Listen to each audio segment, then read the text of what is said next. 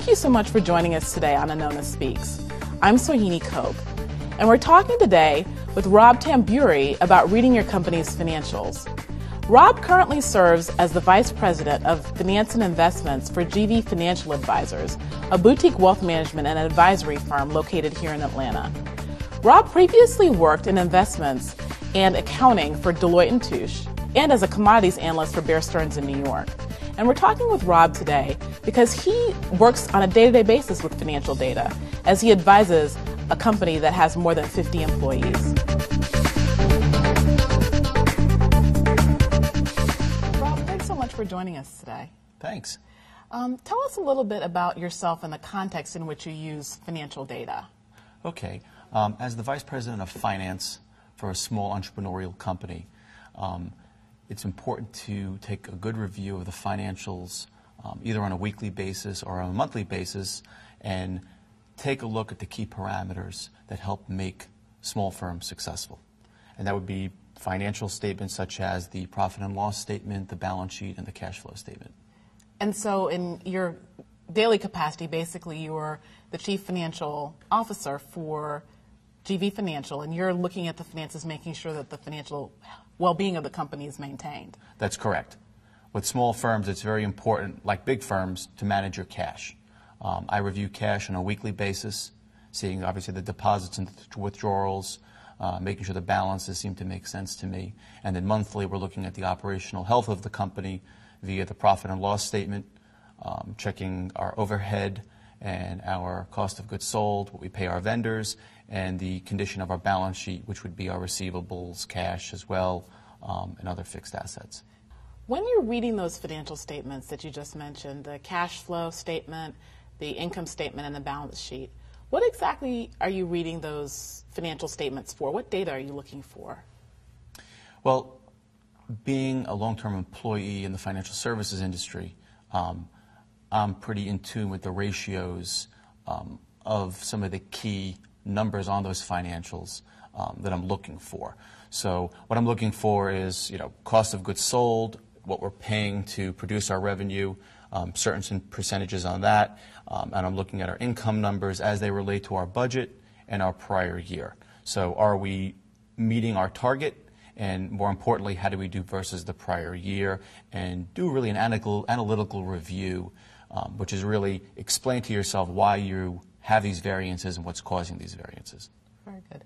And if you were advising a business owner, or even when you're thinking about your own company, how do you put that, what exactly is on the scorecard? You mentioned a few things, but are there like 3 or 4 specific metrics that you check, on a periodic basis, and what are those metrics exactly? Well, each industry has different metrics, but for most companies, you obviously want to concern yourself with your debt ratios. How much do you owe versus how many assets you have in the company? Clearly, a rising current asset ratio is a good sign. That means you have a lot more assets to pay your bills. But what I find is each industry tend to have their own specific parameters of what they look for to check for viability of financial health. In our particular industry, assets under management by financial advisor is one of the key metrics I look at to see, okay, what are our advisors producing? Because I know the better that ratio is, the better our profitability numbers are going to be. Okay. And how often do you sit down and kind of look at that scorecard? I look at cash on a weekly basis, like I mentioned prior, but pretty much monthly I'm looking at month over month, but quarterly I'm really getting my head into the data to say, okay, are there trends that are coming out of the last 3 months' activity? Any warning signs, anything I should be concerned? I mean, are we expense creep? With small firms, overhead really can, jokingly around, creep up on you. Office supplies, they add up. Very small dollars here and there can really impact the viability of a small firm. And you mentioned early warning signs. When you're looking at those statements, in particular, how do you know when things are off? Well, one of the things I look for on the cash flow statement is, are our current operations cash flow positive? Because when you look at a cash flow statement, you have current operations and you have financing activities and investment activities. So depending what stage the company is in, you could be raising money okay, or you could be spending money, but that could be covering up the fact that your core operations are actually going negative. So if you're looking at that and they are going negative, understand why. Have you just made an investment into some type of marketing program, an investment in fixed assets? Did you make some accounts receivable problems? Are also a big thing to look at in the cash flow statements, because just because you sell something doesn't mean you've actually gotten the cash in the door. And that's been a detriment to a lot of small startup entrepreneurial companies where they're great at selling, the growth really accelerates, but they have the lack of ability to get those monies in the firm. So depending how you generate your sales and how you collect your cash really makes all the difference in the world. And when you're looking at the cash flow statement, you said you look at that like every week. When you see the direction, when do you actually believe something is a trend versus a one-time event? Like even cash flow statement, you look at that weekly. The other statements you look at monthly. When do you start to believe something is a trend? Generally speaking, 3 or 4 months. Usually, like I said, quarterly. But clearly, we'll do some homework on a quarterly basis just to get an understanding of what's causing that trend to change. There may or may not be a legitimate reason. Sometimes it's just a fluke.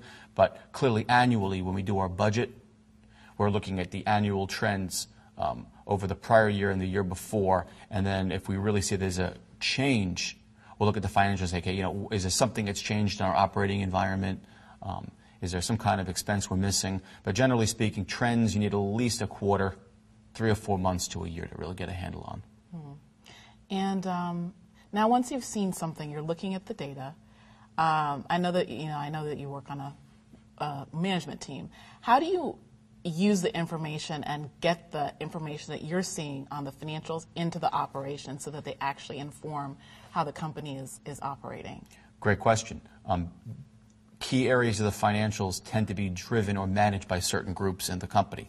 So using my office supply example before, if I've seen a big increase in office supplies over the last quarter or year over year, I will direct that information to probably the operations manager or the people in charge of ordering these supplies to find out really what's going on. Come back to me with an explanation of why we're seeing these expense increases.